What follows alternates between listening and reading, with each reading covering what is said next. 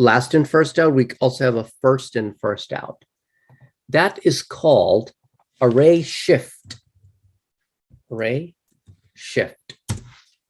So this is my array, orange, apple, and mango.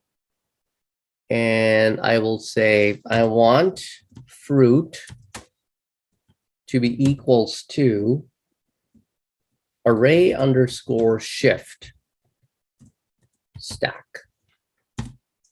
So let me echo fruit.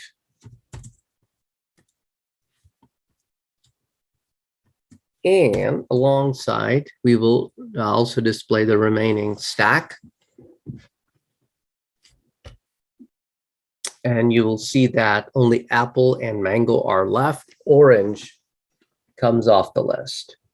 So shift is just the opposite of pop.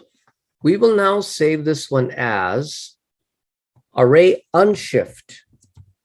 Unshift allows you to add an element or elements also to the beginning of the list.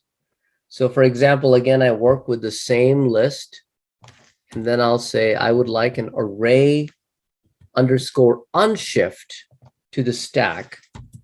I would like to add, let's say, grapes or grape, and I would like to add blueberry. And now let's have a look at the stack.